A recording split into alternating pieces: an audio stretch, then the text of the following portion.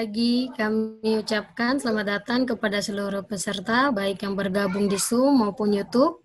Selamat datang kembali dalam webinar seri Berbagi bersama LPPM Unipa dan Faknik Diving Club. Perkenalkan, nama saya Ruth Imbiri, mahasiswa Fakultas Perikanan dan Ilmu Kelautan Universitas Papua, perwakilan dari Faknik Diving Club. Webinar seri kita sudah sampai pada sesi ketiga. Pada hari ini kita akan membahas mengenai kekayaan laut di Taman Nasional Teluk Cendrawasih.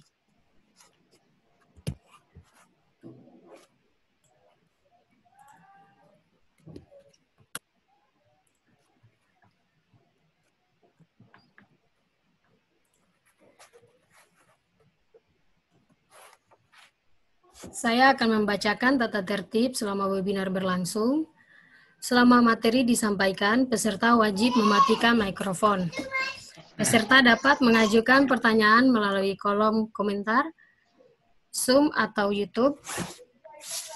Sertifikat akan diberikan setelah peserta mengisi survei yang diberikan di akhir kegiatan dengan disertai screenshot nama lengkap pada kegiatan webinar. Untuk sertifikat, peserta wajib mengikuti webinar ini sampai selesai dan melampirkan screenshot yang berisi nama lengkap yang bersangkutan. Link survei akan kami bagikan di akhir kegiatan. Adapun susunan acara kita pada hari ini, susunan acara kita adalah sebagaimana yang tampak pada layar. Pemaparan materi dibagi menjadi 2 sesi dengan waktu 20 menit. Pemaparan materi pertama akan dibawakan oleh Bapak Dr. Abdul Hamid Toha, MSc, dan tambahan dari panelis. Pemaparan materi kedua akan dibawakan oleh Bapak Irman Romengan dan tambahan dari panelis. Dan akan dilanjutkan dengan sesi tanya jawab 10 menit. Dan apabila masih ada pertanyaan, akan dibahas lagi 15 menit selanjutnya. Kami memperkenalkan moderator yang akan memimpin jalannya diskusi kita pada kesempatan ini, Bapak Evi Nurul Ihsan. Beliau adalah konservasi koordinator pada Coral Triangle Center. Sehari-hari beliau bertugas sebagai konservasi koordinator di Coral Triangle Center, lokasi kantor Ambon. Beliau pernah bekerja di wilayah TNTC sebagai Monitoring and Surveillance Officer untuk WWF Indonesia tahun 2015 hingga 2017. Saat ini, beliau dan tim sedang mengerjakan pengembangan beberapa MPA di wilayah Maluku. Terdapat 3 MPA dan Maluku Utara 1 MPA. Untuk mempersingkat waktu selanjutnya akan saya berikan kepada Bapak Moderator yang memimpin diskusi kita pada kesempatan ini. Kepada Bapak, waktu dan tempat dipersilakan.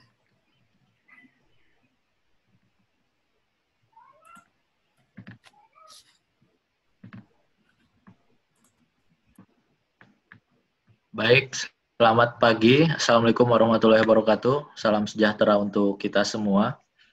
Ibu dan Bapak, terima kasih sudah hadir dalam acara webinar series bersama LPPM Unipa, atau biasa kita kenal Center of Excellence Unipa di seri ketiga. Ini merupakan episode kedua yang mengangkat topik tentang keanekaragaman hayati laut di Taman Nasional Teluk Cendrawasih.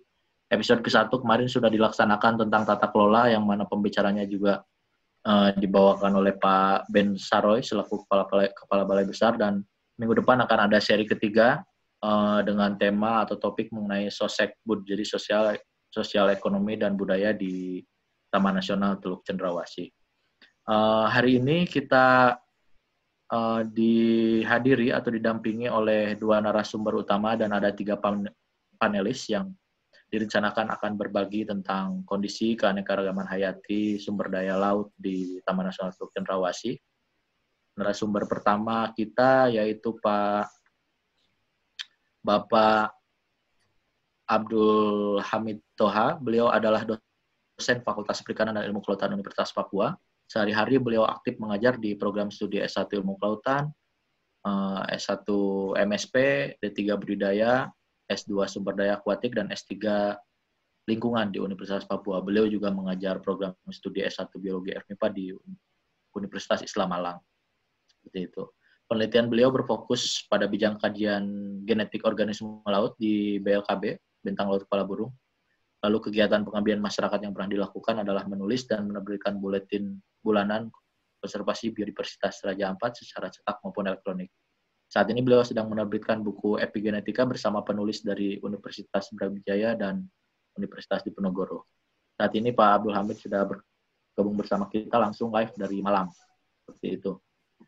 Narasumber kedua yaitu Irman Rumengan. Beliau adalah koordinator lapangan monitoring ekologi program sains untuk konservasi di LPPM Universitas Papua. Beliau juga salah satu asesor Greenfins wilayah Papua dan Papua Barat seperti itu. Jadi beliau bisa mengakses sebuah dive center untuk dilakukan penilaian apakah praktek pariwisatanya sudah berkelanjutan atau belum melalui program Greenfins ini. Lalu beliau aktif pada kegiatan pemantauan kondisi terumbu karang di Bentang Laut Kepala Burung, tidak hanya di TNTC, mungkin juga sedikit di Raja Ampat dan di Kaimana, Fakfak, jadi seluruh kepala burung. Penelitian beliau berfokus pada resiliensi terumbu karang di kawasan konservasi perairan dan beberapa kegiatan pengabdian masyarakat yang pernah dilakukan seperti kegiatan penyadaran atau pemberian informasi mengenai pentingnya ekosistem laut dan panduan menyelam serta snorkeling yang ramah lingkungan pada anak-anak sekolah mulai dari SMP, SMA hingga mahasiswa maupun masyarakat umum. Saat ini beliau dan tim sedang menyusun buku status kondisi terumbu karang di Taman Nasional Teluk Cendrawasih dan Bentang Laut Kepala Burung. Lalu kita punya panelis satu, panelis pertama yaitu Nur Asni Puspitasari. Beliau adalah bertugas sebagai staf pada subbagian data evaluasi pelaporan dan kehumasan di Balai Besar Taman Nasional Teluk Cendrawasih. Beliau juga pernah mengikuti monitoring ekologi RIP Health Monitoring di Cendrawasih dan di Misol tahun 2018 dan 2019. Oh, juga di Kepulauan Fam. Saat ini beliau dengan tim sedang mengembangkan sistem basis data SMART atau Spatial Monitoring and Reporting Tool berbasis resort atau Resort Based Management untuk meningkatkan efektivitas pengelolaan kawasan konservasi di Taman Nasional Teluk Cendrawasih. Panelis kedua yaitu Hamid. Beliau adalah Polhut. Polhut di seksi perencanaan, perlindungan, dan pengawetan. Beliau pernah mengikuti kegiatan monitoring ekologi seperti survei pemijahan ikan dari tahun 2013 hingga 2014, lalu sering terlibat dalam monitoring di Kepala Burung dari tahun 2012 hingga 2019. Saat ini beliau dan tim sedang melakukan pemantauan keadaan kawasan terkait perlindungan dan pengamanan Taman Nasional Teluk Cendrawasih. Panelis ketiga sebetulnya ada Mas Mulyadi. Beliau adalah staf pengelola ekosistem hutan di bidang pengelolaan Taman Nasional Wilayah 3 YMB Kiri. Beliau pernah mengikuti kegiatan monitoring ekologi sama seperti Mas Hamid, survei pemijahan karang, survei pemijahan ikan dari tahun 2008 hingga 2010 dan monitoring di BHS dari tahun 2010 hingga 2019. Saat ini beliau sedang melakukan pemantauan populasi penyu di set pengamatan spesies prioritas Pulau Wairundi. Saat ini status beliau sedang berada di kawasan, mudah-mudahan beliau mendapatkan sinyal di Pulau Rumberpon, karena kebetulan beliau sedang bertugas saat ini di lapangan, seperti itu. Baik, mungkin selanjutnya kita bisa mulai untuk mempersingkat waktu kepada Pak Hamid untuk membawakan materi pertama mengenai kekayaan dan keunikan genetik di Taman Nasional Teluk Cendrawasih. Kepada Pak Abdul Hamid Toha, saya persilakan, Pak. Ya, terima kasih Mas Evi. Dan salam hormat untuk teman-teman semua yang mengikuti webinar ini. Perkenalkan, nama saya Hamid Toha, Abdul Hamid Toha. Jadi di kesempatan ini yang namanya Hamid ada dua. Satu dari Balai, satu dari Unipa. Ya. saya sehari-hari mengerjakan pekerjaan yang hubungannya dengan genetik. Jadi saya ingin berbagi informasi tentang kekayaan dan keunikan genetik di Taman Nasional Teluk Cendrawasih. Maaf, mungkin judul ini agak berbau ilmiah. Jadi saya mungkin akan banyak lewati kalau saya melihat apa yang ditanyakan oleh para peserta itu cenderung tidak ada yang menyinggung genetik. Jadi ini mungkin sebagai sharing saja, pengetahuan, informasi bahwa ada juga yang kita sebut dengan kekayaan dan keunikan genetik. Dan itu bisa ada di mana saja, termasuk di Taman Nasional Teluk Cendrawasih. Jadi izinkan saya, Bapak Ibu, saya menyampaikan sedikit pengetahuan tentang keragaman atau kekayaan dan keistimewaan atau keunikan genetik biota perairan laut di Taman Nasional Teluk Cendrawasih. Jadi ada beberapa alasan yang melatar belakangi kenapa ini perlu disampaikan. Sebagaimana kita ketahui bahwa Papua secara keseluruhan itu menjadi kawasan prioritas pertama untuk konservasi. Pemilihan Papua menjadi prioritas utama itu dengan berbagai pertimbangan. Ini hasil focus group discussion oleh para ahli dengan berbagai bidang ilmu yang kemudian memutuskan itu dan meranking semua kawasan di perairan Indonesia dan Papua termasuk di nomor 1. Di antara pertimbangannya itu ada terkait dengan tingginya keanekaragaman spesies endemik yang banyak, kemudian punya habitat yang unik, kemudian termasuk juga kerentanan atau kemampuan bertahan dari suatu ancaman. Dan di Papua ini salah satu daerah yang perairannya yang unik adalah Teluk Cendrawasih. Tingginya keanekaragaman hayati laut itu sebenarnya banyak teori. 4 diantaranya para ahli dunia memberikan hipotesis. Ada yang menyatakan secara keseluruhan tingginya keanekaragaman itu karena sebagai pusat atau origin of biodiversity. Ada yang bilang karena akumulasi dari Lautan Pasifik dan Hindia.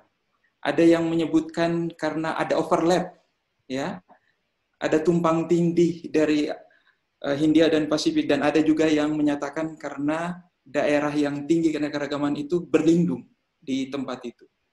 Di Teluk Cendrawasih punya hal yang berbeda karena lihat posisinya tidak langsung berhubungan dengan Hindia, sehingga di daerah ini ditemukan berbagai spesies-spesies yang unik.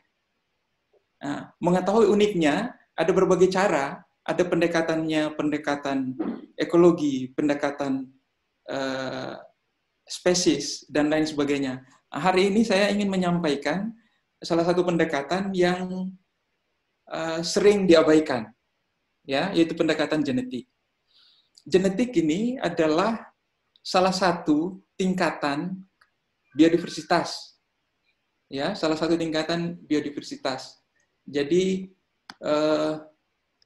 biodiversitas itu ada 3 tingkatan, yaitu keragaman genetik, keragaman spesies, dan keragaman ekosistem. Memang ada jenis keragaman yang lain, tapi secara umum ada 3 tingkatan keanekaragaman itu. Jadi genetik kita singgung ini karena juga punya fungsi. punya manfaat. Nanti saya tunjukkan. Kemudian genetik ini adalah cetak biru. Cetak biru ini istilah engineer sebenarnya.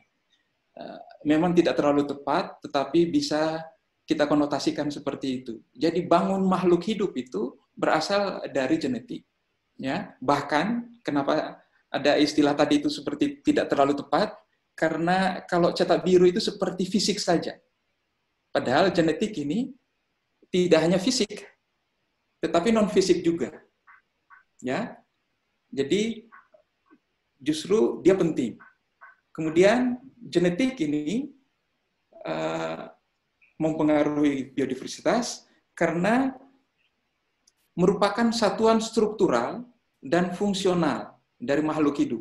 Kalau makhluk hidup itu terkecilnya adalah sel, jadi strukturnya sel, fungsinya sel, itu asalnya sebenarnya dari genetik. Jadi kalau ilustrasinya individu ikan misalnya, ikan yang punya bentuk macam-macam, itu adalah strukturnya, bahkan ikan ada yang mimikri, ada yang tidak kelihatan, yang biota perairan, itu karena strukturnya. Kemudian punya fungsi, ada yang misalnya sirip, sisik, ya, dan organ-organ yang lain, itu semua adalah implementasi dari genetik. Jadi genetik ini sangat dasar, sesuatu yang abstrak tetapi bisa mengkonkretkan, ya, mengkonkretkan makhluk hidup. Abstrak karena memang genetik tidak kita lihat secara mata langsung, tetapi secara output fisik non fisik itu diimplementasikan oleh genetik. Nah, bagaimana kekayaan atau keanekaragaman genetik dan apakah ada keunikannya di Teluk Cendrawasih? Itu adalah pertanyaan kunci yang menjadi tujuan penyampaian ini. Jadi tujuan kita hanya 3 ini terkait menginformasikan keragaman genetik, menginformasikan ciri khas genetik, kemudian bagaimana mengelola keragaman dan keistimewaan genetik itu. Nah, jadi saya ingin menampilkan ini. Ini adalah piramida hubungan antara biodiversitas level. Jadi mulai dari genetik, spesies, dan ekosistem. Genetik, jadi kalau seandainya tadi saya sebutkan bahwa keanekaragaman hayati laut kita tinggi, dengan beberapa hipotesis tadi, tentu saja keragaman genetiknya idealnya akan lebih tinggi dari itu. Akan lebih tinggi dari keanekaragaman spesies. Akan lebih tinggi dari keanekaragaman ekosistem. Kenapa? Contoh sederhananya ilustrasinya ikan. Ikan, individu. Individu, jadi kita sudah menganggap itu satu saja. Misalnya satu spesies. Munculnya satu spesies ini, kalau mau diimplementasikan ke ilustrasi organ, sekian banyak organ yang ada. Kalau diturunkan lagi sekian banyak jaringan, sekian banyak sel, dan sel, jaringan, organ, dan individu itu diimplementasikan oleh gen. Jadi gennya bisa macam-macam, dan itu fisik, bisa fungsinya juga bermacam-macam. Dan itu akan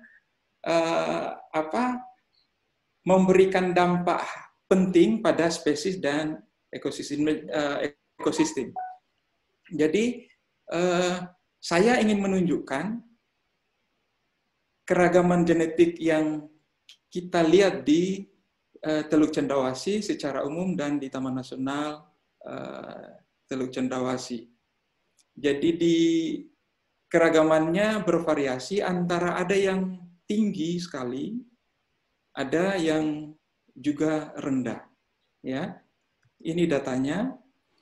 Yang hasil penelitian yang kami lakukan, hiu paus memiliki keragaman genetik yang sangat-sangat rendah. Ya, dari hasil penelitian yang kami lakukan, bahkan kalau lihat ke bagian dalam dari gennya, itu sangat sedikit nukleotida yang mengalami perubahan. Jadi kita menganggap bahwa hiu paus yang ada di Teluk Cendrawasih itu sekerabat, punya hubungan darah. Ya, ini berdampak ke pengelolaan. Keragaman genetik yang rendah itu berdampak pada kemampuan beradaptasi pada perubahan iklim, lingkungan yang juga rendah.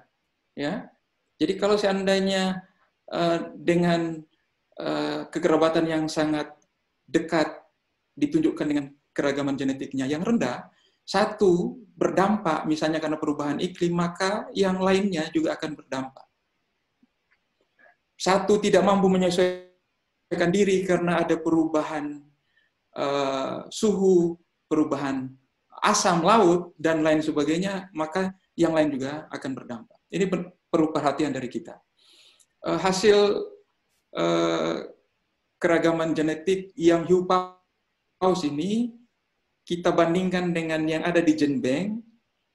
Di Genbank itu baru sekitar 27 sekuen yang diteliti oleh para ahli dunia, dan dari Teluk Cendrawasih itu ada 28 individu. Kalau 27 individu itu yang didepositkan di bank itu berasal dari beberapa negara, yang didepositkan dari Teluk Cendrawasih dari satu titik kecil Teluk Cendrawasih. Itu termasuk kekayaannya kita. Kekayaan yang harusnya bisa menjadi pendorong untuk melakukan penelitian yang lain tentu saja. Ini baru menggunakan satu marka gen sitokrom oksidase. Ini istilah-istilah yang kaitan dengan gen. Mudah-mudahan bisa dipahami. Nanti ada pertanyaan. Kemudian bulu babi Trimnos gratila. Ini orang pesisir sering mengkonsumsinya. Jadi punya keragaman bervariasi. Kalau lihat di sini, ada dari wasior, ada dari yapen, dengan jumlah sampel yang 11, itu punya haplotype-nya hanya 5. Berarti ada 6 yang sama. Ya, ada 6 individu yang sama, yang itu juga penuh perhatian dari kita. Wasior, sampelnya hanya ada 3, kemudian haplotype-nya yang berbeda. Jadi kasarnya ada 3 individu, tetapi hanya dianggap sebagai 2 karena satunya itu sama antar satu dengan lain. Ini juga bentuk keragaman yang termasuk perlu perhatian dari kita. Ya. Kemudian lobster. Lobster ini diantaranya di wasior kita mengambil 24 sampel. Dari 24 sampel yang ada atau sampel individu itu, yang berbeda ada 11 yang berbeda. Jadi 13 yang lain itu sama antaranya. Ya, ini juga ditunjukkan dengan data variasi genetik yang ada. Selanjutnya kami lihat pada gurita, Octopusyanea. Gurita punya keragaman di sini tinggi, tetapi lihat diserui 2 individu punya keragaman 2. Wasior 2 individu 2 juga. Jadi individu secara secara morfologi itu berbeda, genetik juga secara genetik berbeda. Tetapi sampelnya kami baru sedikit, sampel ini baru sedikit. Jadi perlu penelitian lain, perlu data yang lain yang bisa memberikan informasi yang menyeluruh tentang keragaman kekayaan gurita di Teluk Cendrawasih. Nah, apa saja keistimewaan genetik yang kita punyai? Ini ada beberapa gambaran, tetapi secara umum keistimewaan yang kita punya itu beberapa organisme dia terisolir di Teluk Cendrawasih berdasarkan pendekatan genetiknya. sementara organisme yang lain itu dia bisa menyebar dari Teluk Cendrawasih, punya hubungan kekerabatan dengan yang ada di Pasifik, bahkan di Hindia. Ya, data lengkapnya yang seperti ini ada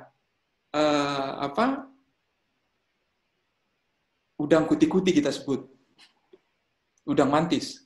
Ya, udang mantis ada beberapa jenis, kemudian ada biak kima, Tridacna, kemudian ada bintang laut, kemudian ada bintang Acanthaster terplancing.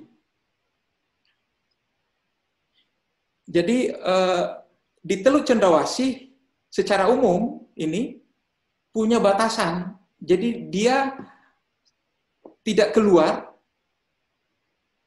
dan dari luar tidak masuk ke kawasan Teluk Cendrawasih. Jadi Teluk Cendrawasih itu seperti ada bariernya, ada pembatas yang membatasi migrasi dari dalam maupun yang dari dalam keluar maupun dari luar ke dalam.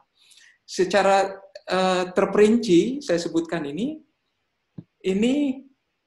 contoh hasil-hasil beberapa spesies ikan yang kami teliti. Jadi di Teluk Cendrawasih itu umumnya ada barier di sini. Ini untuk ikan Ausis tassar, kemudian Eutinus affinis, kelompok tuna, cakalang, Casuarina pelamis, Rastrelliger canagurta, ikan kombong, kemudian ikan tenggiri. Ya, bervariasi memang. Kalau lihat di salah satu saja, misalnya di Rastrelliger canagurta, di sini di Teluk Cendrawasih itu yang warna putih menunjukkan ada kekhususan. Jadi ada khas yang dia punya, di tempat lain juga ada sedikit, ya. Tetapi informasinya bahwa penyebarannya agak terbatas begitu, ya. Selanjutnya ini ke biak kima. Dari hasil biak kima yang ada di Teluk Cendrawasih ini bervariasi, tetapi secara umum ditunjukkan di peta ini punya barier juga. Ini juga punya barier, dan ini ada sedikit pencampuran. Ya, jadi informasi ini Bapak Ibu saya sampaikan untuk menunjukkan bahwa lautan yang kita lihat itu seperti tidak punya batas, untuk organisme bisa melakukan migrasi atau berwaya, ya, sebenarnya tidak selamanya seperti itu. Jadi ada faktor-faktor yang bisa membatasi. Memang sebagaimana pengetahuan kita bersama bahwa organisme laut, baik dia pelagis yang hidupnya umum di permukaan maupun yang demersal yang hidupnya kebanyakan di dasar, itu punya siklus hidup yang fase larva yang sifatnya bisa planktonik, kemudian yang fase dewasa yang ada yang menetap, kemudian ada yang bisa bergerak bermigrasi atau berwaya kemana-mana. Tetapi informasi ini juga perlu didukung dengan faktor-faktor yang lain, misalnya faktor fisik, suhu, salinitas, dan lain-lain yang bisa saja notabene membatasi dan bisa juga mendukung untuk migrasi organisme laut. Ada juga faktor biologi, misalnya predator, ya, dan faktor-faktor yang lainnya. Ya, sehingga itu menentukan bahwa organisme yang ada saat ini, misalnya contoh kasus saat ini adalah Tridacna. Tridacna yang ada di Teluk Cendrawasih atau Tridacna yang ada di Raja Ampat, asalnya dari mana? Kalau kita hanya mengambil morfologi kemudian kita bisa menentukan asal biotanya, agak kesulitan kita. Kita bisa menggunakan pola arus misalnya dengan meletakkan misalnya bola pingpong dari satu perairan, dia lari kemana? Dibawa oleh arus, oleh bawa gelombang. Tetapi dengan genetik ini memiliki sedikit keunggulan sehingga bisa mengetahui asal organisme yang ada di suatu perairan.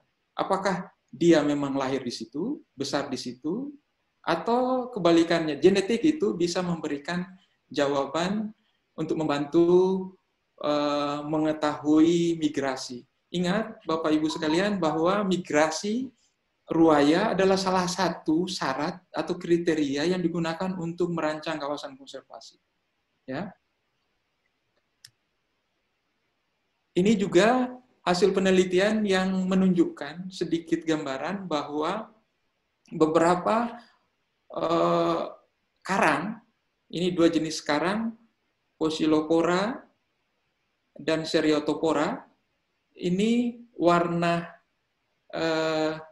hijau, ini menunjukkan yang keragamannya yang sama, warna putih, kemudian ada garis-garisnya, garis-garis ini menunjukkan batasan, barrier migrasi. Jadi karang ini juga, walaupun misalnya larvanya bisa dibawa kemana-mana, tapi karena faktor tadi itu, faktor biologis, fisik, dan lain-lain, bisa saja menghambat organisme itu untuk berwaya. Dan kondisi ini perlu penanganan khusus untuk itu. Ini juga contoh hasil yang menunjukkan sedikit perbedaan pergerakan dari organisme laut yang menunjukkan telur cendrawasih punya campuran, tetapi ada batasan yang spesifik yang menghalangi pergerakan mungkin larva dari satu perairan ke telur cendrawasih. Selanjutnya, Bapak Ibu, sama ini, lihat di teluk cendrawasih ini punya keragaman yang spesifik yang menunjukkan adanya juga barrier secara tidak total. Jadi lihat dengan diagram pie yang di layar ini, jadi warna yang berbeda yang menunjukkan perbedaan antar biakima ini. Jadi ada di teluk cendrawasih full yang berbeda dengan di kawasan yang lain yang kemudian dikelompokkan menjadi 3 ecoregion. Ya, kalau di seluruh Indonesia 3 ecoregion ini. Memang di biakima ini beberapa mempunyai hubungan kekerabatan dengan yang ada di Raja Ampat dan di Halmahera. Ya. Nah, kalau hiu paus, dari hasil penelitian yang dilakukan, hiu paus itu tidak punya batasan, punya hubungan kekerabatan yang sangat dekat. Tidak hanya antar di kawasan Papua, baik misalnya di Teluk Cendrawasih dan di Kaimana misalnya, tetapi juga yang ada di Hindia. Jadi hubungan kekerabatannya sangat dekat, dan dilihat ini hubungan haplotype keragamannya bercampur. Jadi tidak ada yang spesifik dari hiu paus yang menunjukkan migrasinya yang sangat luas. Jadi migrasi sebenarnya juga didukung dengan satelit yang datanya diperoleh. Migrasinya bisa ke Lautan Hindia maupun Pasifik. Nah, kalau tadi keragaman bulu babi yang bervariasi, bulu babi di Teluk Cendrawasih itu punya hubungan kekerabatan yang sangat dekat dengan yang ada di Hindia dan di Pasifik secara keseluruhan. Jadi dia tidak ada bariernya.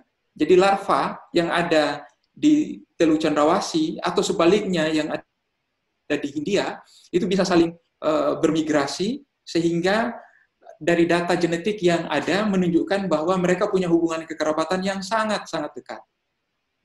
Jadi ini juga perlu perhatian untuk pengelolaan. Nah, berdasarkan data-data keragaman itu dan juga keistimewaan yang ada, kami ingin coba sedikit memberikan semacam rekomendasi untuk pengelolaan yang kaitannya saya istilahkan dengan perlindungan, pelestarian, dan pemanfaatan berkelanjutan. Dasarnya genetik, spesies, dan ekosistem. Jadi, Bapak Ibu, saya justru menyarankan dalam hal pengelolaan, selama ini kita menggunakan pendekatan secara ekosistem. Ada juga secara spesies. Genetik itu suka terabaikan. Padahal secara aturan, mungkin ini bukan aturan di kehutanan, tetapi aturan di perikanan. Di perikanan itu menyebutkan konservasi itu pada 3 tingkatan sesuai dengan tingkat keanekaragaman hayati. Jadi bisa tingkat ekosistem, ekosistemnya juga dibagi, ada untuk perlindungan, pelestarian, dan pemanfaatan. Jadi perlindungan ekosistemnya kita bisa memanfaatkan tanpa mengorbankan organisme yang ada. Kita hanya mengambil secuil sampel dari organisme, misalnya mengambil duri, mengambil cangkang saja. Dengan modal itu kita bisa mengetahui kondisi ekosistem, ya.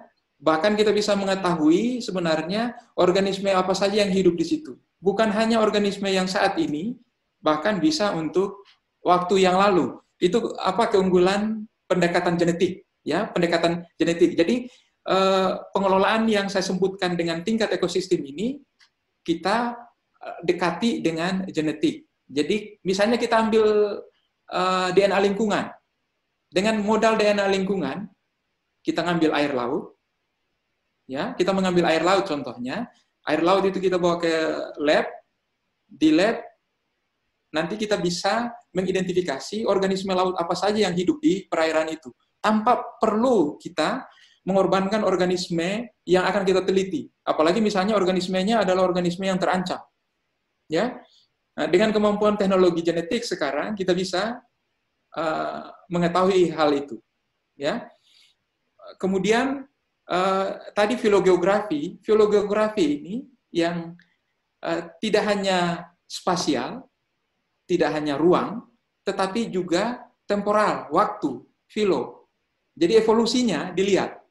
Gabungan antara spasial dan temporal itu bisa menginformasikan ekosistem yang ada di Teluk Cendrawasih.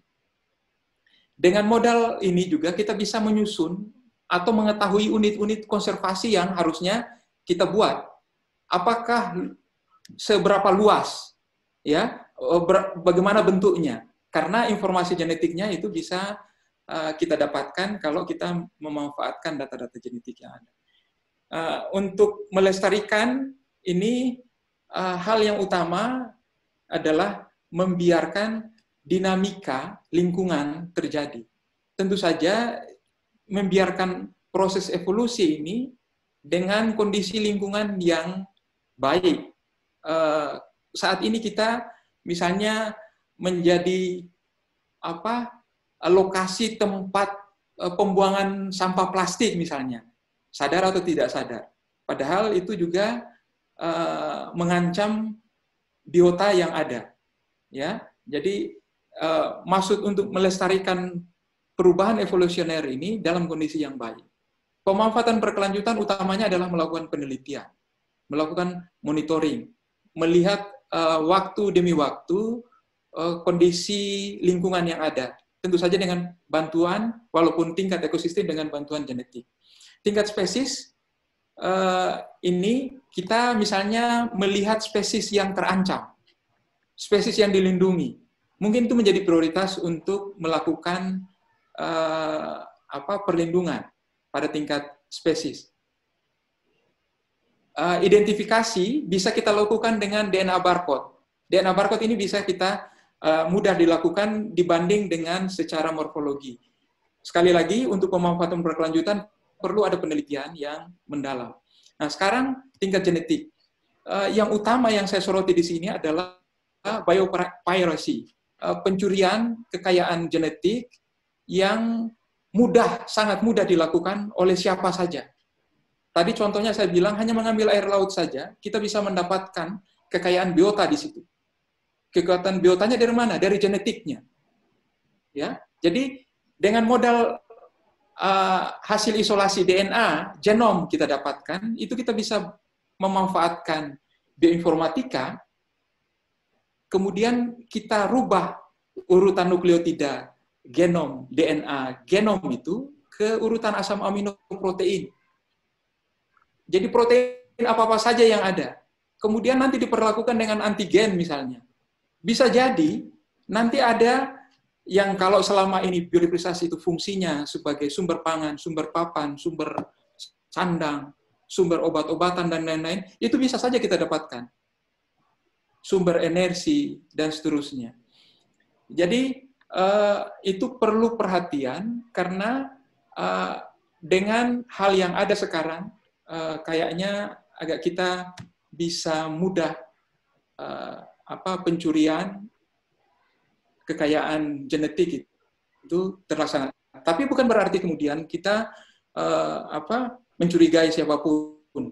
Tapi ini maksudnya untuk menyadarkan ke kita sekalian bahwa genetik itu sesuatu yang abstrak, tetapi bisa mengkonkretkan sesuatu, termasuk misalnya untuk obat-obatan, untuk bioprospeksi yang ke depan dan sebagainya.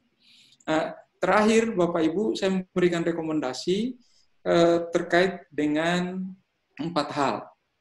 Ya, prospeksi penyelidikan, eksplorasi, mengkarakterisasi potensi-potensi yang ada, kemudian mengeksploitasi, mengambil manfaat dari kekayaan genetik yang ada, dan terakhir memberikan nilai tambah. Itu yang saya buatkan dalam roadmap seperti ini.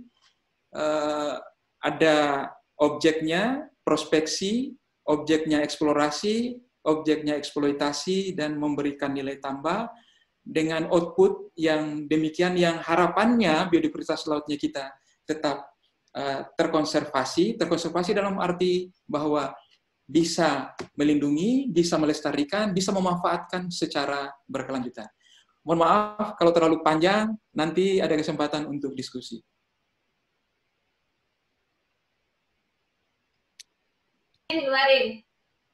Baik, terima kasih Pak Hamid untuk presentasinya yang sangat memberikan banyak informasi terbaru sebetulnya, terutama terkhususnya bagi saya. Mungkin dari panelis Mas Hamid atau Mbak Vita mau menambahkan sebelum nanti saya coba merangkum dari apa yang sudah disampaikan oleh Pak Hamid, dan ada beberapa pertanyaan yang sudah diberikan oleh peserta yang nanti bisa kita sampaikan kepada Pak Hamid. Mas Hamid sama Mbak Vita ada tambahan?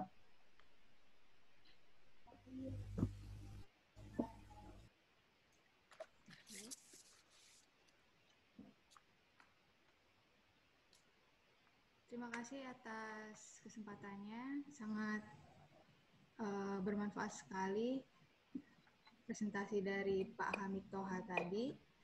Saya rasa kalau mengenai genetika, Pak Hamid Toha memang sudah ahlinya. Dari presentasi tadi, kami juga mendapatkan rekomendasi yang sangat baik terkait dengan perlindungan, cara baru konservasi kawasan dengan menerapkan pelestarian dari tingkat penelitian di tingkat genetik, terutama di perlindungan. Kita sesuai dengan presentasi Pak Hamid Toha tadi bahwa perlindungan genetik kan juga bisa mengurangi risiko kepunahan melalui pengurangan perkawinan sedarah.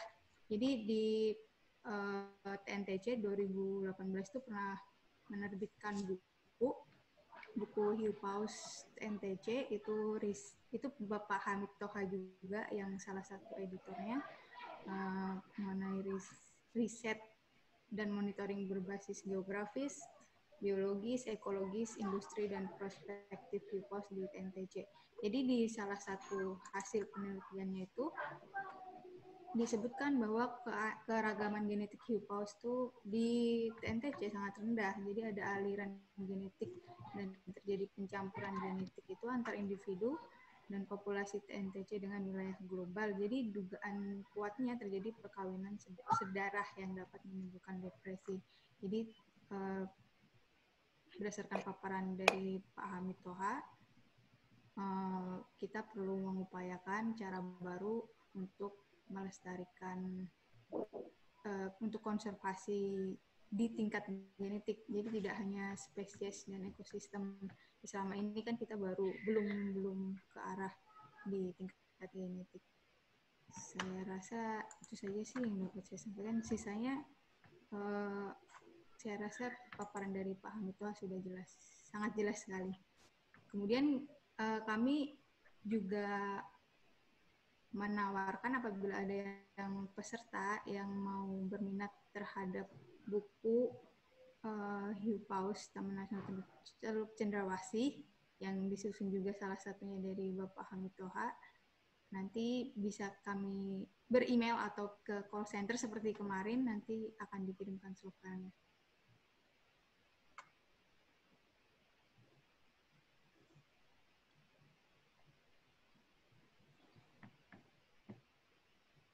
Baik, terima kasih Mbak Pita. Mas Hamid ada tambahan? Oke, terima kasih.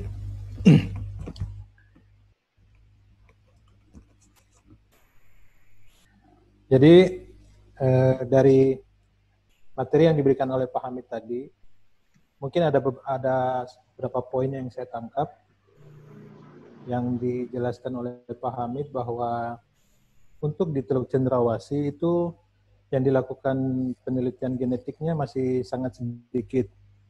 Nah, di situ Pak Hamid baru ada beberapa spesies yaitu hiu paus, buru babi, kima, dan gurita. Jadi mungkin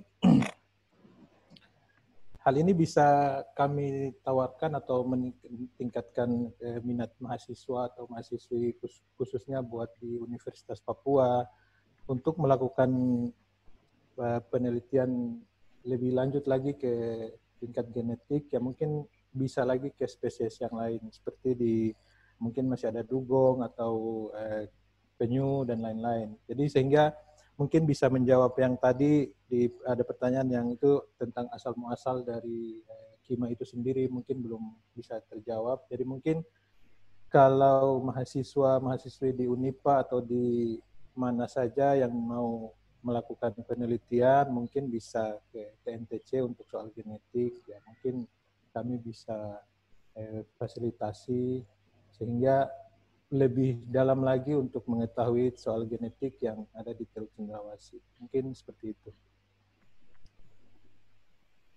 Baik, terima kasih Mas Hamid. Jadi terima kasih Mas Hamid dan Mbak Pita, juga Pak Abdul Hamid Thoha sebagai narasumber tentang genetik dan kekayaan keanekaragaman hayati laut di TNTC. Jadi secara umum genetik ini ternyata sangat bisa digunakan dan banyak digunakan untuk mengukur kekayaan dan keanekaragaman hayati dimanapun ya Pak ya, termasuk di TNTC seperti itu. Dan ini yang menarik sebetulnya dari presentasi Pak Hamid tadi, hiu paus di TNTC termasuk dengan tingkat keragaman genetik yang cukup rendah dan bisa menjadi ancaman serius untuk populasi hiu paus itu sendiri dalam menghadapi berbagai ancaman seperti perubahan iklim. Nah ini sebetulnya bisa menjadi PR juga bagi kita semua, baik dari akademisi, terus mahasiswa yang mau penelitian, atau dari pengelola Taman Nasional itu sendiri. Ini informasi yang sangat penting. Lalu ternyata juga secara umum, di TNTC banyak spesies ini punya batasan ya Pak ya, baik dari dalam maupun keluar, ataupun dari luar ke dalam untuk migrasi ekspor larva atau genetiknya, atau kurang lebih seperti itu. Dan jadi ada termasuk untuk ikan, jadi ada kekhususan spesies jika dibandingkan dengan spesies-spesies yang sama di wilayah lain seperti itu tadi. Contohnya ikan Rastrelliger, ikan kombong. Jadi yang di Teluk Cendrawasih itu mempunyai keunikan dan kekhususan sendiri. Ini saya juga baru tahu, dan kita tahu bahwa begitu banyak bagan di Kuati Sore misalkan, itu dan mereka memang rata-rata menangkap ikan kombong, dan ikan kombong merupakan salah satu sumber daya yang tinggi di Taman Nasional Teluk Cendrawasih. Jadi secara sederhana mungkin kesimpulannya bahwa lautan yang sepertinya kita bayangkan tidak punya batasan gitu kan, tidak seperti di hutan atau di darat. Ternyata tidak sepenuhnya seperti itu, bahwa ternyata ada juga banyak batasan yang menjembatani gitu kan dari keragaman genetik seperti itu, dan bisa banyak faktor seperti faktor parameter lingkungan, suhu, salinitas, atau faktor biologi seperti predasi dan lain-lain. Seperti itu. Pak Hamid, ini ada beberapa pertanyaan dari peserta. Yang pertama dari Pak Aswadi Hamid. Ini teman kita semua, beliau juga pernah bertugas di bidang pengelolaan Taman Nasional Wilayah Nabire ya, Mas Aswadi. Pertanyaan seperti ini Pak, sebagai berikut. Apakah ada indikasi faktor keragaman genetik yang menyebabkan kemunculan hiu paus di kawasan TNTC secara bergerombol dan selalu muncul setiap saat? Nah, seperti itu. Dan ada pertanyaan lanjutnya nih, apakah ada perkembangan biakan hiu paus di dalam kawasan TNTC sendiri? Seperti itu. Itu yang pertama dari Mas Aswadi. Mungkin bisa dijawab dulu, Pak. Silakan. Iya, terima kasih Pak Aswan pertanyaannya. Menjawab pertanyaan ini memang kayaknya harus banyak data yang kita butuhkan itu. Ya, data yang kita olah sampai saat ini kan baru 28 individu.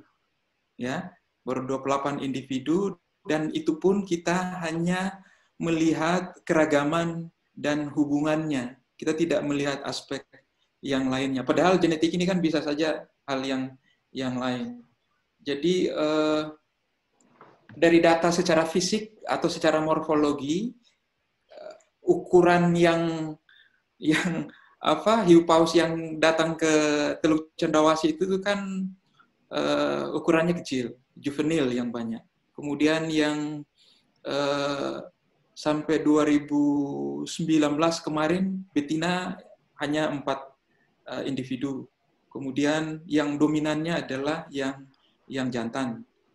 Jadi masih banyak sekali pertanyaan-pertanyaan sebenarnya, termasuk yang pertanyaan genetik yang harusnya menjadi tantangan buat di dunia kampus terutama, dan tentu saja harus ada kerjasama dengan teman-teman dari balai terutama, kemudian dari NGO untuk bisa mengumpulkan data sebanyak-banyaknya untuk menjawab beberapa pertanyaan yang masih belum bisa kita ungkap terkait tidak hanya dengan hiu paus, mungkin dengan organisme yang lain. Apalagi di kawasan Teluk Cendrawasih, sekarang diinisiasi oleh Taman Nasional Teluk Cendrawasih sudah ada pusat hiu paus di situ.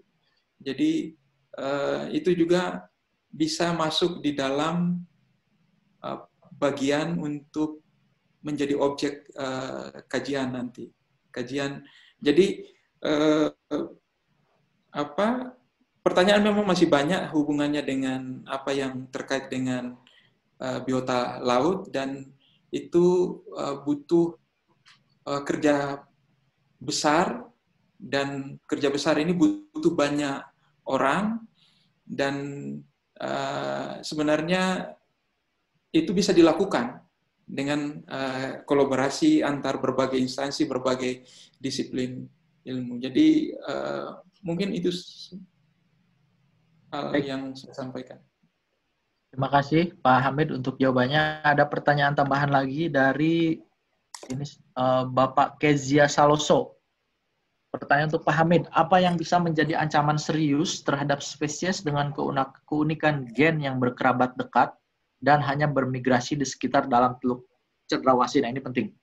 Pertanyaan yang bagus. Lalu, apakah spesies tersebut lebih rentan terhadap perubahan lingkungan laut di kawasan Teluk Cendrawasih, dalam seperti contohnya climate change, polusi, dan lain-lain? Silahkan Pak. Ya, terima kasih Pak Soloso. Jadi Teluk Cendrawasih ini memang karena ada beberapa hal yang unik tadi, pengelolaannya memang harus spesifik. Ya, harus spesifik. Daerah terisolir itu, jadi yang menunjukkan bahwa tidak adanya aliran genetik atau tidak terjadinya migrasi baik dari dalam maupun keluar, dan sebaliknya dari luar ke dalam bagi organisme laut, itu menunjukkan pengelolaan yang harusnya kita lakukan secara lebih spesifik. Karena kalau seandainya misalnya organisme yang ada di dalam itu mati, misalnya, apalagi ini endemik, karena tidak bisa keluar dan tidak ada suplai larva dari luar ke dalam, maka jangan berharap bahwa organisme itu akan ada regenerasi, ada rekrutmen dari wilayah luar. Jadi kalau dia mati sekarang, ya kasarnya, jangan harap ada suplai aliran larva dari luar untuk kasarnya mensuplai organisme yang sama di tempat itu. Ya, karena batasannya yang terisolir begitu, karena ada terisolir. Nah, kemudian keragaman genetik rendah. Jadi keragaman genetik itu salah satu indikator penting untuk adaptasi. Jadi makin tinggi keragaman genetiknya, kemampuan beradaptasinya juga akan lebih baik. Ya, makin rendah, rentan terhadap kemampuan adaptasi. Jadi ibaratnya, kalau punya keragaman genetik yang sama, rendah ini, kalau terpapar dengan sesuatu yang mengancam dan itu dengan modal keragaman yang rendah itu tidak mampu, maka itu binasa atau mati. Jadi kasarnya ada 10 individu itu keragaman genetiknya sama, maka kalau ancaman dengan asam atau dengan suhu yang tinggi kemudian satu mati, otomatis yang lainnya juga akan mati. Karena dampak keragamannya yang rendah. Sementara kalau keragamannya tinggi, satu kena misalnya, karena beragam, satu mungkin ada survive. Nah, yang survive itu bisa melanjutkan regenerasinya, sehingga ada biota yang lain yang bisa melanjutkan spesies yang bersangkutan. Jadi itu intinya. Inti bahwa kalau keragaman genetik rendah menyebabkan rentannya pada bukan hanya perubahan iklim, bisa saja penyakit, hama, dan lain-lain. Mungkin kita tidak memperhatikan misalnya spesies introduksi. Spesies introduksi ini mudah dibawa kemana-mana. Sederhana saja, misalnya kapal laut. Dia punya ballast water itu. Yakin tidak kita bahwa di air buangannya itu tidak ada organismenya? Pada saat dia masuk ke wilayah yang lain, kemudian ternyata dia sendirian di situ. Tidak ada predator alamiahnya. Dia tumbuh berkembang karena makanannya berlimpah di lokasi barunya itu. Sampai-sampai akhirnya dia menjadi predator buat organisme lokal. Itu kita belum lihat. Seberapa banyak spesies introduksi. Bahkan sekarang bisa jadi ada invasif spesies. Ya, yang dari introduksi tadi, yang sengaja mungkin kalau seandainya tidak karena air limbah dari perahu, mungkin orang budidaya. Budidayanya tidak mengambil biota dari lokasi asalnya. Jadi kita mengambil begitu saja dari luar. Kita tidak melihat genetiknya. Kemudian kita budidayakan di lokasi itu. Tanpa sengaja itu keluar. Nanti bisa saja menjadi invasif juga. Jadi padahal genetik itu bisa memberikan kontribusi misalnya untuk budidaya. Organisme apa saja yang kasarnya yang menjadi calon indukan. Kita lihat dengan keragaman genetik yang tinggi di antaranya misalnya. Kita kawinkan yang tinggi-tinggi. Jangan yang keragaman genetik rendah dengan rendah dikawinkan, muncul individu baru, individu dengan keragaman genetik rendah yang rentan terhadap risiko penyakit dan lain sebagainya. Jadi hal itu penting kita perhatikan. Saya pikir begitu Mas Ihsan. Terima kasih Pak Hamid untuk jawabannya. Mudah-mudahan dapat menjawab apa yang sudah ditanyakan oleh Ibu Kezia ya. Maaf tadi saya menyebutnya Bapak. Ternyata itu adalah Ibu. Dan dari Mas Aswadi. Baik, sebelum nanti jika para peserta masih ada pertanyaan yang ingin disampaikan kepada Pak Hamid, silakan disimpan di kolom chat. Nanti mungkin kita bisa, jika memang waktu tidak mencukupi, pertanyaan nanti akan dibantu panitia untuk di-compile dan diberikan ke Pak Hamid dan bisa dijawab nanti via email atau dalam kesempatan yang lain. Kita lanjut dulu ke narasumber selanjutnya, yaitu ada Mas Irman Rumengan yang akan membawakan materi tentang kondisi tutupan karang dan komunitas ikan di Taman Nasional Teluk Cendrawasih. Jadi ini hasil monitoring karang di Taman Nasional Teluk Cendrawasih dari tahun 2011 hingga 2018. Menarik. Jadi mari kita simak bersama-sama. Pada Mas Irman, silakan Mas.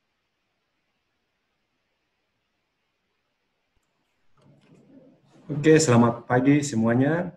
Terima kasih untuk kesempatan Pak Moderator untuk bicara. Jadi yang untuk presentasi kali ini yang saya akan sampaikan yang mengenai tentang kondisi tutupan karang dan komunitas ikan, di mana monitoring kesehatan karang di Taman Nasional Teluk Cendrawasih ini sudah dilaksanakan sejak tahun 2011 sampai terakhir tahun 2018.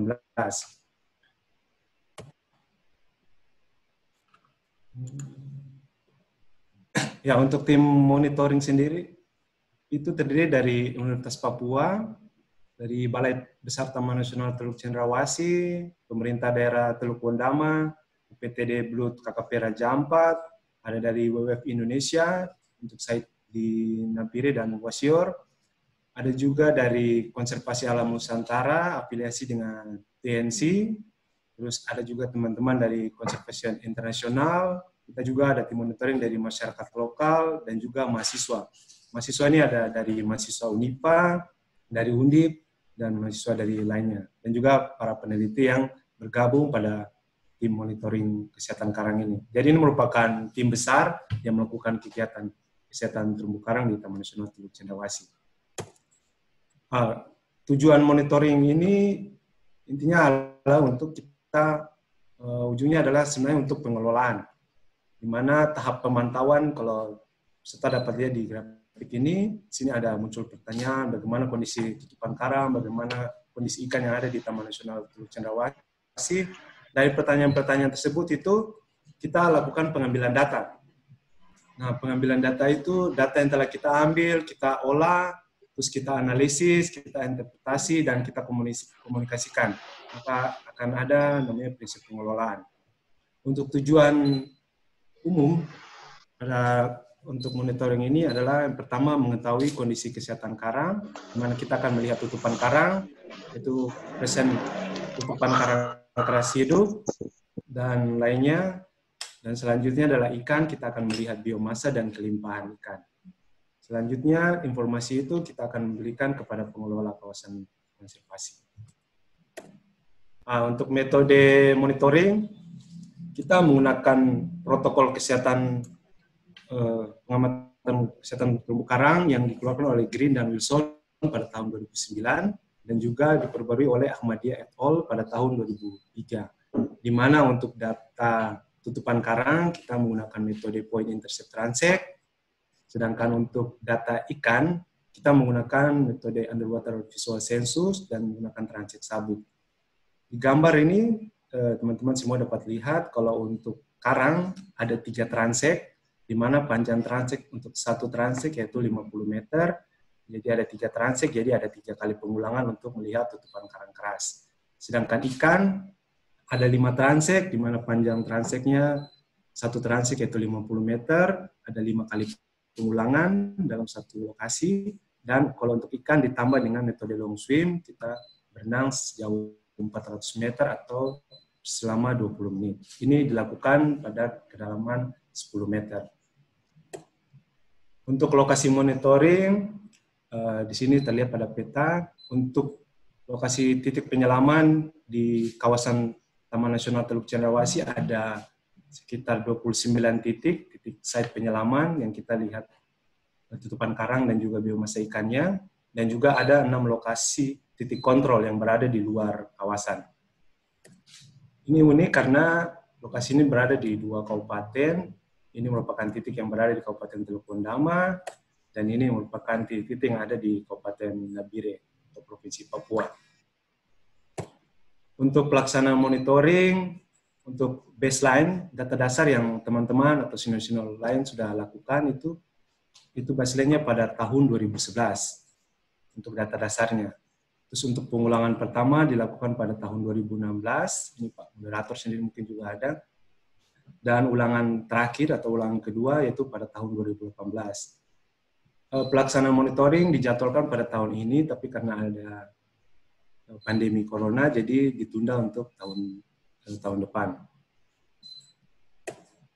Untuk data yang ada ini adalah data tutupan karang keras dan juga biomasa ikan herbivora. Ikan herbivora kita lihat ada 3 ikan, yaitu ikan samandar, ikan kakatua, dan ikan kulit pasir. Sedangkan biomasa ikan ekonomis penting, yaitu ikan kerapu, ikan kakap, dan ikan raja bau atau ikan sweet lip, bibir tebal.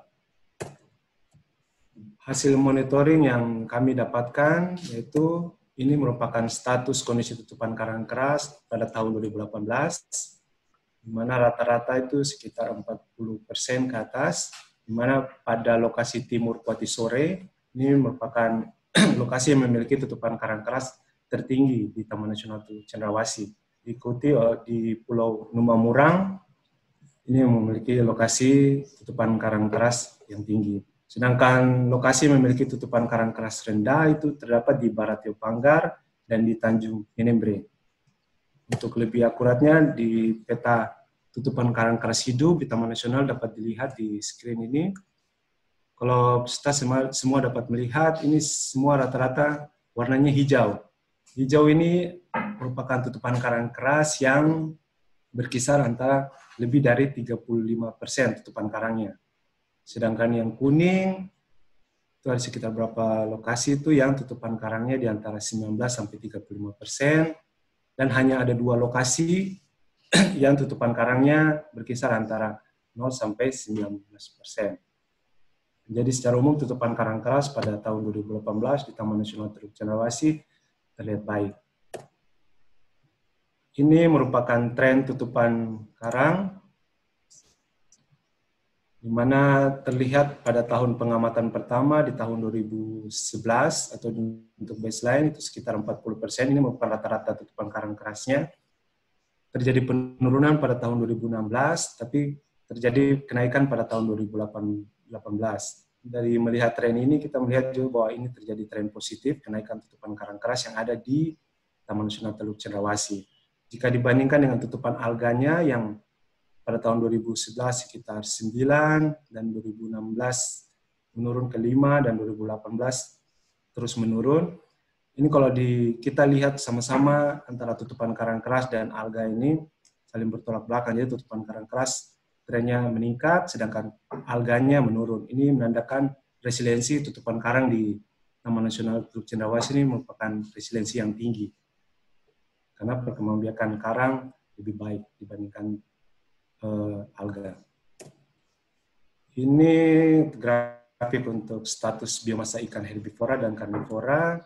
Di atas ini adalah grafik untuk herbivora. Terlihat pada Pulau Nutabari, biomasa ikan herbivora itu sangat tinggi di sini, sekitar 1.200 kg per hektar. Sedangkan untuk ikan karnivora dapat 2 lokasi yang terlihat tinggi.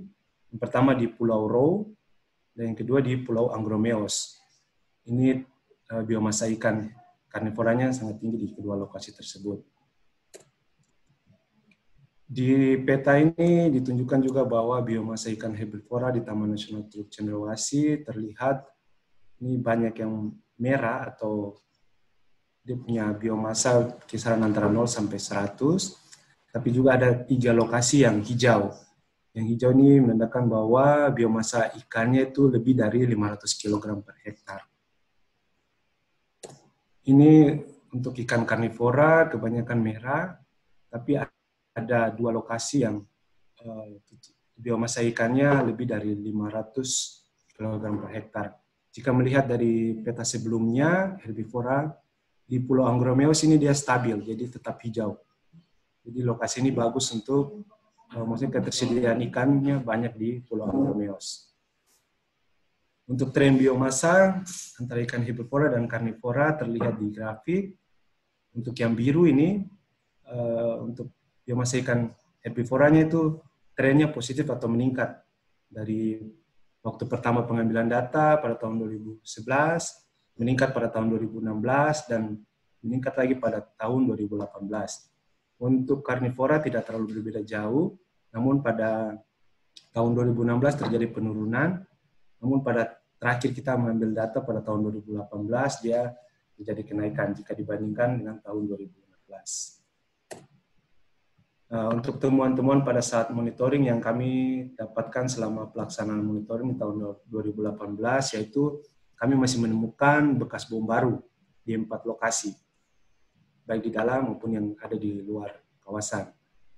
Terus ada juga sedimentasi dari daratan di dekat Wasior dan di daratan Pulau Besar, Papua, pertumbuhan alga dan hidroid yang berlebihan di Pulau Mangga dan Papaya yang mengkhawatirkan akan mengganggu untuk membiarkan karang di sana. Selain itu adanya predasi terumbu karang dari COT dan rupela, terus ada indikasi adanya penyakit karang, yaitu berupa black band dan white band disease, dan juga parasit. Kita juga menemukan yang unik, yaitu banyak tali pancing atau nelon yang tertinggal di karang-karang di lokasi pemantauan kami. Untuk ikan, kita masih menemukan hiu. Kita temukan hiu di 6 lokasi, yaitu di Pulau Yo, Pulau Roswar, Pulau Anggromeos, Tanjung Manguar, dan depan Pulau Iseren. Untuk schooling-schooling ikan, terdapat schooling ikan kulit pasir atau naso, kakap, dan ikan lalosi di Pulau Anggromeos, schooling ikan bubarang atau Big A Trevally di Tanjung Warsambin, dan Giant Trevally di Nusa Barat. Kita juga menemukan bahwa beberapa nelayan masih melakukan penangkapan ikan dan aktivitas lain di zona larang tangkap di kawasan Taman Nasional Teluk Cendrawasih. Untuk kemunculan hiu paus, kita dapatkan di bagan nelayan di Kuati Sore, dan itu juga merupakan daya tarik dari wisatawan yang datang di sana. Waktu kita ke sana, kita menemukan adanya 2 rombongan kapal wisata yang bersamaan pergi ke sana. Untuk laporan lengkap kami, peserta dapat mengunjungi website kami di fppmunipa.com untuk publikasinya. Di situ ada laporan status ekologinya dan juga ada di Taman Nasional Teluk Cendrawasih. Sekian dan terima kasih.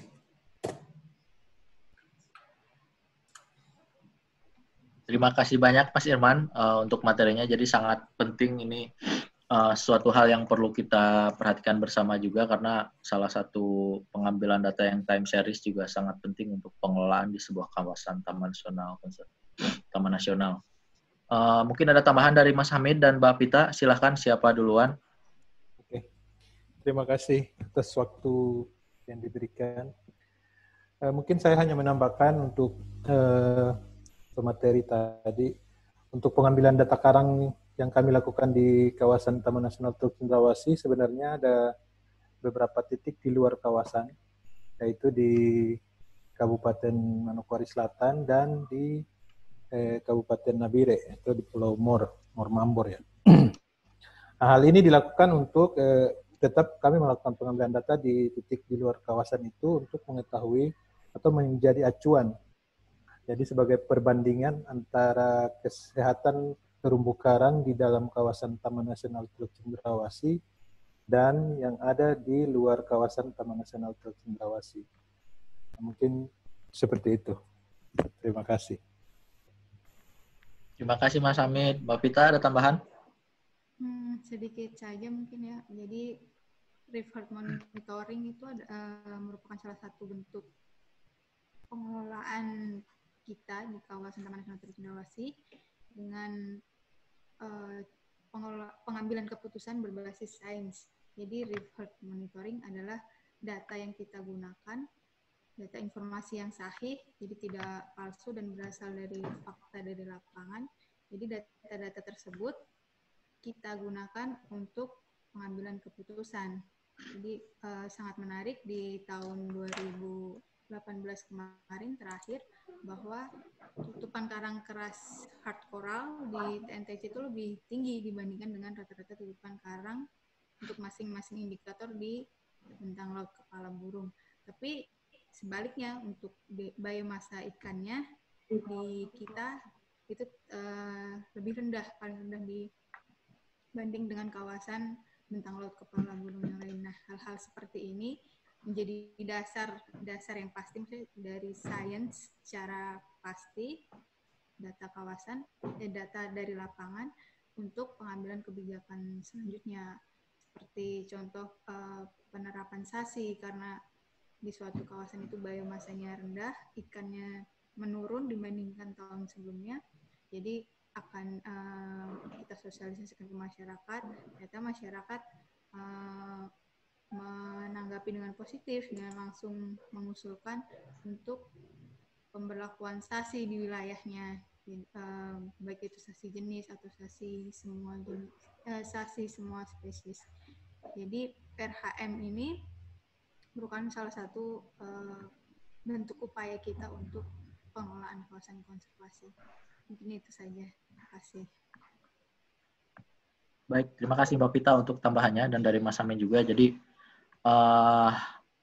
survei kesehatan karang atau Reef Health Monitoring ini merupakan data time series yang diambil secara berkala, gitu kan, bisa dalam 2 tahun atau 3 tahun. Ini merupakan salah satu komponen penting yang perlu dilakukan oleh pengelola kawasan, bisa bekerja sama dengan berbagai pihak sebetulnya, saya yakin.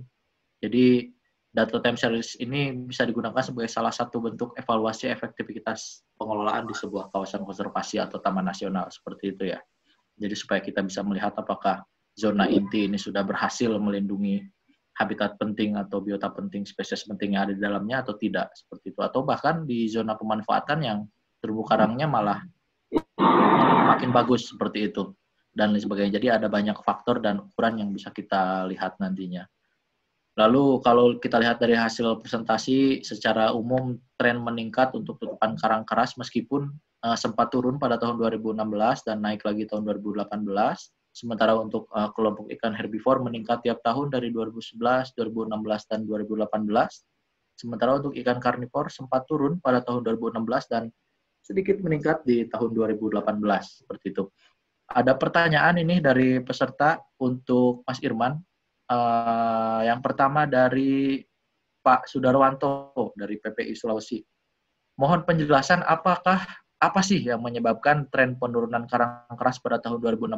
Nah, ini mungkin bisa dicek sama-sama kepada tim yang ikut terlibat. Kira-kira apa yang menyebabkan, apakah karangnya rusak karena badai, atau karena bom, atau karena jangkar nelayan? Kita kurang tahu. Nah, silakan Mas Irman. Oke, terima kasih untuk Pak yang sudah bertanya.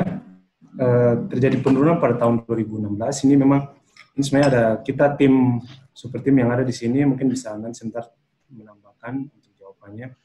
Memang ada beberapa dugaan yang kami lihat kenapa sampai terjadi penurunan tutupan karang keras. Itu pertama, adanya aktivitas yang berlebihan pada saat di lokasi pemantauan kami. Jadi ada intervensi yang lebih sehingga tutupan karang pada tahun 2016 ini dia menurun. Karena kalau kita lihat pada pengamatan pertama pada tahun 2011 dan dilakukan lagi pada tahun 2016, itu intervalnya sangat jauh. Jadi ini yang mungkin nanti ada klarifikasi dari pihak balai, mungkin apakah monitoringnya berjalan atau pengawasannya berjalan, itu nanti dari panelis yang bisa menambahkan. Tapi kalau untuk kami memang dugaan-dugaan yang kami dapat atau temukan di lapangan seperti tahun 2018 itu kami masih mendapatkan bahwa nelayan-nelayan itu masih mencari atau melakukan aktivitasnya di zona larang tangkap. Itu zona yang memang seharusnya zona yang tidak boleh dimasuki atau zona yang hanya bisa dimasuki untuk kegiatan penelitian, tapi dimasuki untuk mencari ikan di lokasi tersebut. Kami juga mendapatkan banyak sekali nelon-nelon atau tali-tali alat tangkap yang tertinggal di lokasi-lokasi penyelaman yang kami dapat. Ya, mungkin begitu, Pak Epi. Mungkin nanti panelis bisa menambahkan. Ya. Terima kasih Mas Irman. Ada tambahan dari Pak Hamid dan Mbak Vita?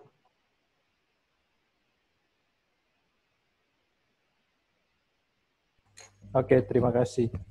Mungkin ada sedikit yang saya ingin tambahkan yang tentang tren penurunan di tahun 2016 dari hasil pengamatan kami itu ada karena kami dari Teluk Cendrawasih itu sempat mengalami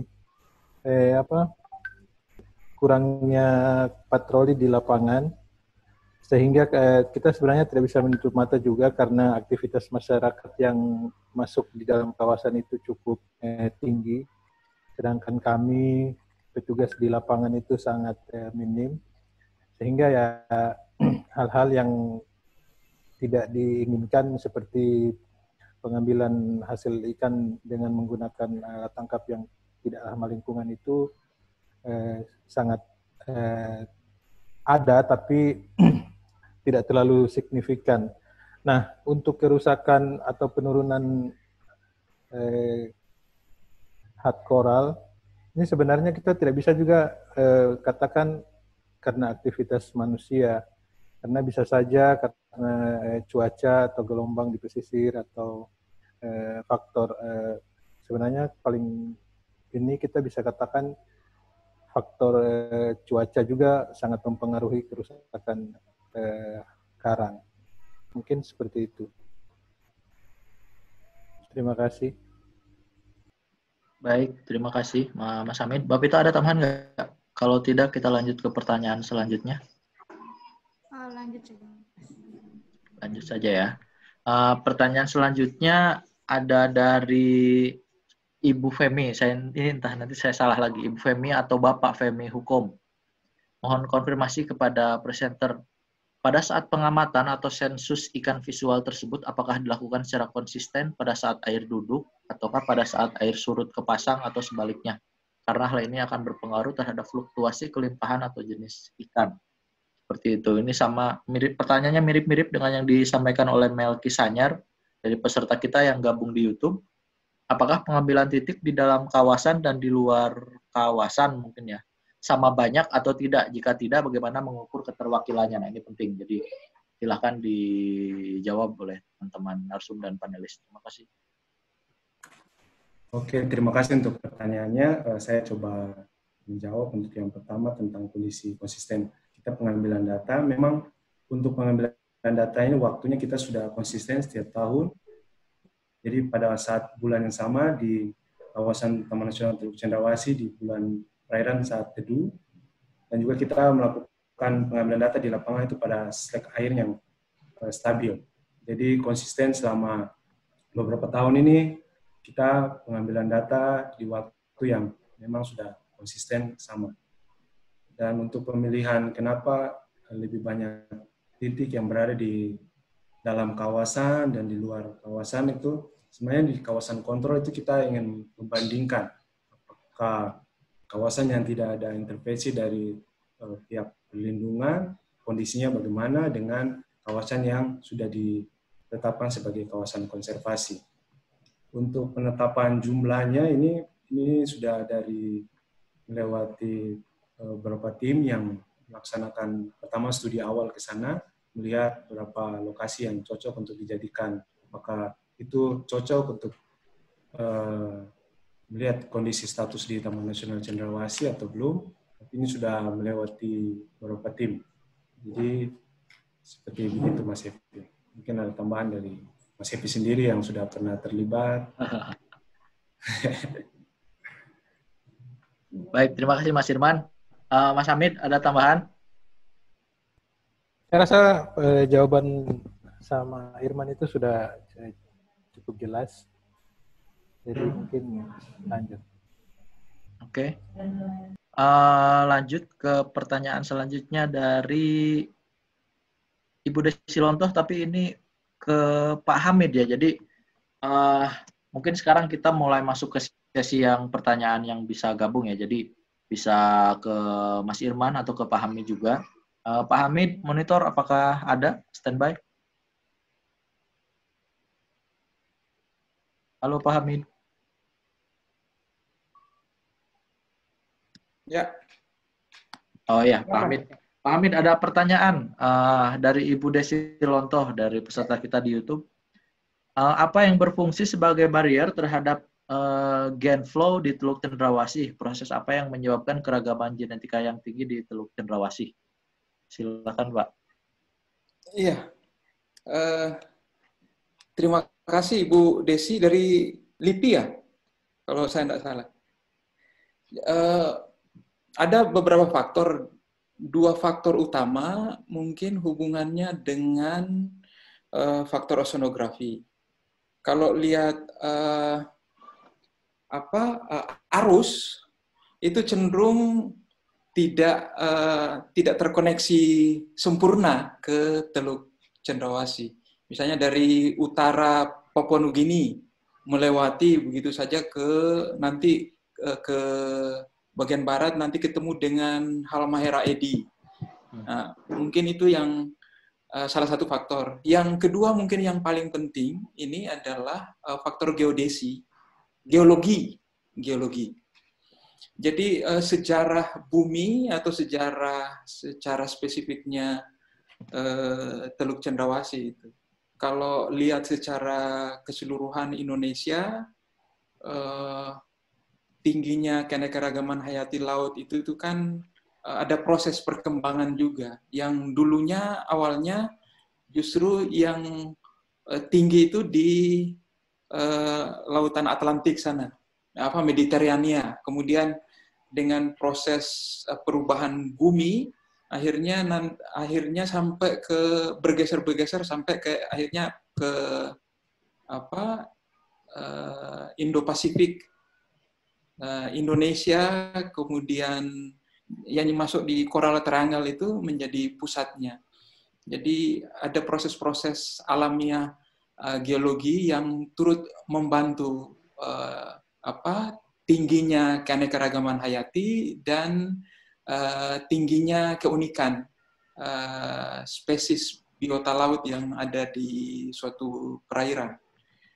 Jadi dua hal itu mungkin faktor pendorong keanekaragaman dan keunikan suatu perairan. Jadi kalau berdasarkan hasil-hasil penelitian yang lain juga mengungkap bahwa di Teluk Cendrawasih itu kan seperti danau semi terbuka tertutup yang di antara Yapen itu seperti punya kedangkalan tersendiri begitu yang membatasi pergerakan migrasi biota. Tapi biota dalam hal ini bukan hanya pada saat kita melihat dewasanya, tetapi pada saat larva juga. Jadi mungkin itu yang hubungan dengan pertanyaannya. Silakan. Baik, terima kasih Pak Hamid. Ada pertanyaan lagi tambahan dari Bapak Franciscus Saverius. Ini dari Google Form pada saat beliau mendaftar menjadi peserta pertemuan hari ini. Jenis tanaman, ikan, atau tumbuhan, atau mungkin satwa ya. Satwa yang ada di, apa saja jenis satwa yang endemik yang ada di Teluk Cendrawasih. Seperti itu Pak, dan apakah jenis-jenis endemik tersebut dilindungi oleh undang-undang? Nah, ini mungkin bisa dibantu juga nanti dijawab oleh para teman-teman panelis. Terima kasih, Pak.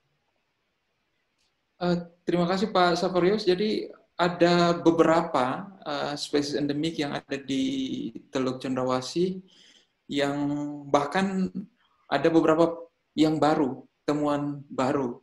Contoh sederhananya misalnya yang Pak Mark Edman dan kawan-kawan dengan Gary Allen yang temukan itu. Misalnya Chirhilia Bruce Cendrawasih. Ya, kemudian ada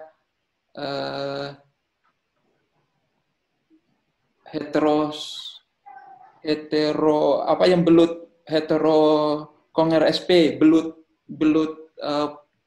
perairan Papua khusus untuk di Teluk Cendrawasih. Dan banyak sebenarnya, kalau lihat di literatur ada banyak spesies-spesies endemik yang ada di Teluk Cendrawasih. Dan karena dia spesies endemik, sebenarnya memang sudah sewajarnya, sudah kewajiban untuk dilindungi. Karena kalau itu tidak dilindungi, jangan sampai kita tinggal mendengar bahwa dulu pernah ada spesies seperti ini.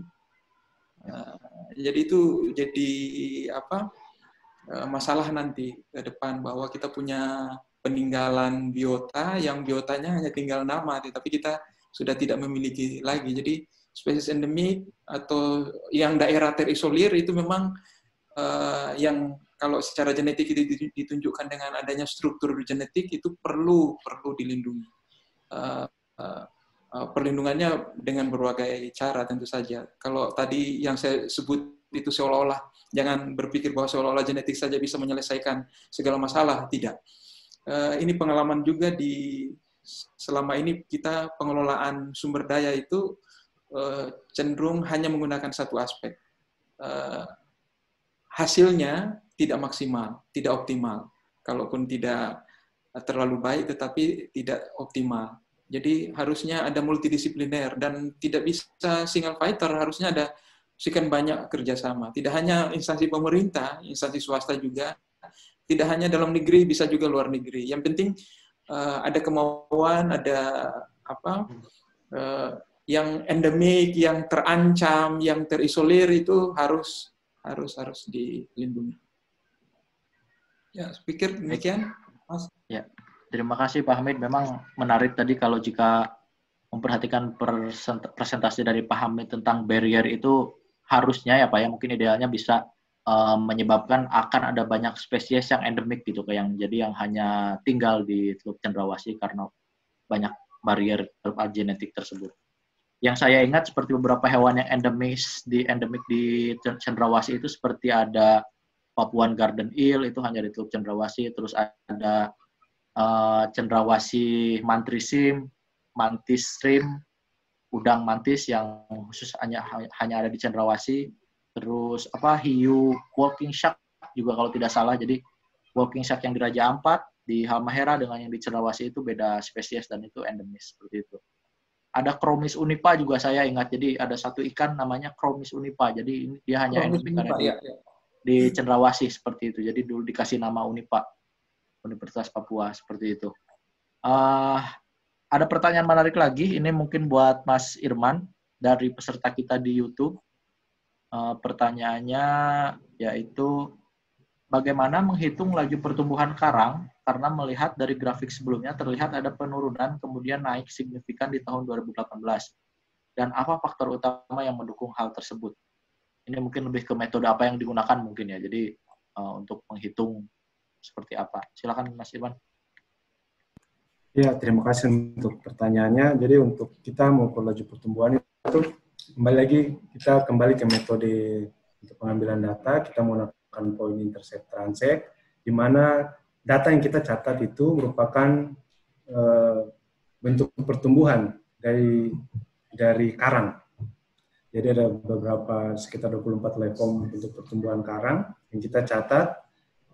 Dari 24 itu kita kelompokkan lagi, di mana karang keras, di mana karang lunak, di mana yang other atau rubble juga, karang stabil, dan karang bergerak. Di mana dari data-data yang banyak itu kita cuma ambil tutupan karang yang keras dan yang masih hidup, yang masih bagus. Jadi setiap tahun kita lakukan hal yang sama, di lokasi yang sama, dengan menggunakan yang tadi, saya sudah jelaskan di metodenya, kita menggunakan 3 transect atau 3 kali pengulangan untuk melihat bentuk pertumbuhan karangnya. Mungkin begitu, Mas Evi. Siap. Melihat laju. Terima kasih, Mas Irman. Para peserta webinar, sebetulnya waktu kita sudah habis dan lebih sekitar 12 menit. Jadi, ada banyak pertanyaan sebetulnya yang dikumpulkan panitia termasuk pada saat pendaftaran, namun sebagian besar pertanyaannya lebih mengarah ke tata kelola atau pengelolaan Taman Nasional itu sendiri. Nah, bagi para peserta yang kebetulan melampirkan pertanyaan mengenai tata kelola, bisa nanti standby atau subscribe YouTube-nya COE LPPM Unipa. Seperti itu, karena untuk tata kelola sudah dibahas secara lengkap hari Senin kemarin, langsung narasumbernya itu Kepala Balai Besar Taman Nasional Teluk Cendrawasih, yaitu Pak Ben Saroy, dengan Pak Prof. Roni Bawole dari Unipa kalau tidak salah. Dan ada juga beberapa pertanyaan yang menyinggung tentang kondisi sosial, ekonomi, dan budaya dari masyarakat di dalam kawasan Taman Nasional Teluk Cendrawasih. Nah, pertanyaan-pertanyaan itu silakan disimpan dulu, dan nanti kita akan bertemu lagi minggu depan, hari Rabu minggu depan, karena minggu depan spesifik juga akan membahas tentang kondisi sosial ekonomi di Taman Nasional Teluk Cendrawasih. Direncanakan mudah-mudahan tidak ada perubahan. Pak Ben Saroy, Kepala Balai Besar, juga akan menjadi pemateri atau narasumber untuk minggu depan mengenai sosial ekonomi budaya masyarakat di Taman Nasional Teluk Cendrawasih. Mungkin sesi webinar hari ini kita cukupkan sekian. Saya ucapkan banyak terima kasih kepada dua narasumber, Pak Abdul Hamid Toha dari Malang, Pak Mas Irman dari Manokwari, Pak Hamid dan Mbak Pita dari teman-teman Balai Besar Taman Nasional Teluk Cendrawasih, dan juga seluruh peserta, ibu dan bapak yang baik yang bergabung di Zoom maupun di YouTube. Terima kasih banyak sudah menghadiri sesi webinar kali ini. Semoga apa yang kita sampaikan, yang kita lakukan hari ini bisa menjadi suatu hal yang bermanfaat, positif, dan bisa mendukung apa yang kita laksanakan atau sebab mendukung pekerjaan kita sehari-hari seperti itu. Karena kalau jika saya lihat dari pendaftar, ini tersebar dari 26 provinsi dan 3 besar. Kebanyakan ini yang mendaftar ini dari PNS, terus pekerja swasta, ada dosen dan mahasiswa yang ikut sesi webinar kali ini. Mungkin sekian yang bisa saya sampaikan. Saya selaku moderator mohon maaf jika ada salah ucap, salah kata, atau salah menyebut yang harusnya Bapak jadi Ibu atau Ibu jadi Bapak. Mohon saya dimaafkan. Saya kembalikan lagi ke MC ya, Mbak siapa tadi saya lupa. Mbak Ruth, silakan saya kembalikan lagi ke panitia. Terima kasih. Assalamualaikum warahmatullahi wabarakatuh. Salam sejahtera untuk kita semua. Waalaikumsalam warahmatullahi wabarakatuh. Terima kasih Bapak Moderator yang memimpin jalannya diskusi ini. Terima kasih juga kepada kedua narasumber yang telah memaparkan materi. Sebelum saya menampilkan link survei, saya mengajak kepada seluruh peserta untuk mengaktifkan video untuk mengambil foto bersama.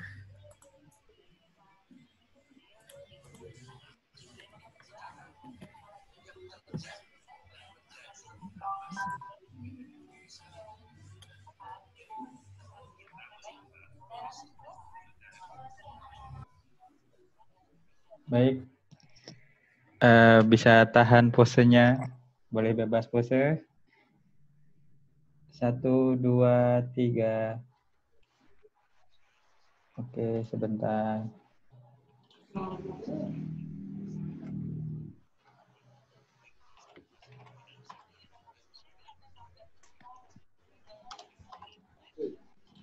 Oke, sekali lagi. Karena pesertanya banyak, jadi saya harus buka slide selanjutnya. Oke. 1, 2, 3. Oke, terima kasih. Bisa lanjut ke MC.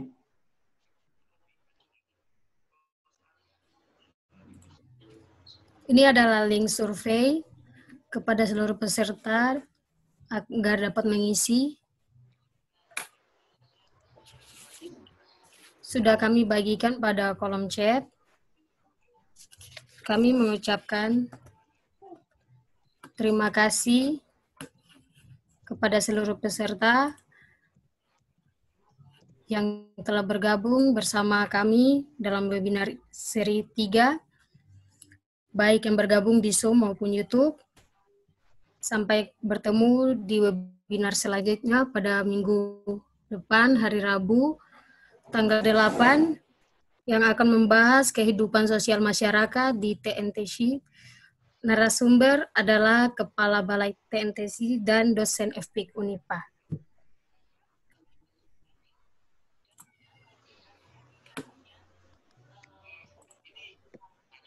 Terima kasih, Panitia. Terima kasih, moderator. Ya, peserta boleh saling menyapa jika ada ingin disapa. Terima kasih. Pak Moderator. Halo, Mas Asadi. Terima kasih, luar biasa.